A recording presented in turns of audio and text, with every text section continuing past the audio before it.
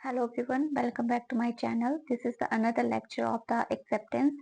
General rule as to communication of acceptance. क्या rule है acceptance को कम्युनिकेट करने का? फर्स्ट है, अगर आप कम्युनिकेशन पोस्ट के माध्यम से कर रहे हैं तो जब आप पोस्ट डिलीवर करते हैं तब एक्सेप्टेंस आपकी कंप्लीट मानी जाएगी।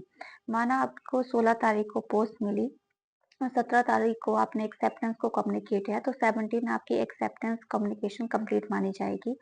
अगर delay and no delivery of the letter, अगर आपकी लेटर में डिले हो जाता है और आप डिलीवरी नहीं कर पाते हैं तो वो ऑफर के ऊपर डिपेंड करता है कि वो लेट उसको एक्सेप्ट करना चाहता है कि नहीं करना चाहता है।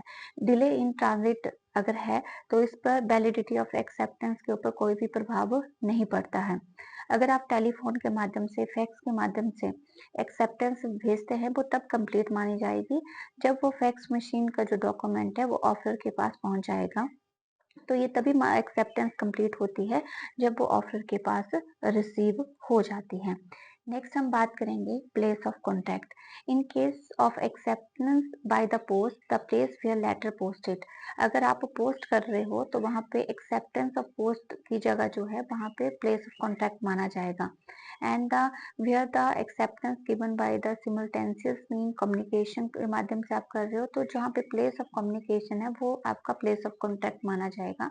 तो जहाँ से आप पोस्ट कर रहे हो वो आपके लिए प्लेस ऑफ कॉन्टैक्ट माना जाएगा और जहाँ से आप कम्युनिकेट कर रहे हैं वहां से आपका प्लेस ऑफ कॉन्टैक्ट माना जाएगा।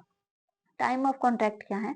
टाइम ऑफ कॉन्ट्रैक्ट की अगर बात करें तो टाइम ऑफ कॉन्ट्रैक्ट में आता है कि जो टाइम पीरियड है अगर वो लैप्स हो जाता है तो आपका रेवोकेशन ऑफ कॉन्ट्रैक्ट हो जाएगा। बट जो टाइम ऑफ कॉन्ट्रैक्ट आपके पास पोस्टिंग से लेकर एक्सेप्टिंग के बीच टाइम पीरियड को ही टाइम ऑफ कॉन्ट्रैक्ट कहा जाता है।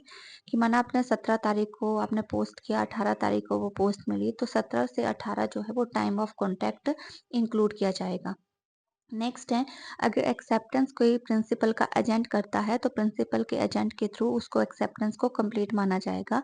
अगर वो एक्सेप्टेंस प्रिंसिपल करता है तब भी उसको कंप्लीट माना जाएगा। तो जहाँ पे एजेंट का केस रहता है तो वहाँ पे एजेंट और प्रिंसिपल दोनों में से कोई भी एक्सेप्टेंस दे सकता है।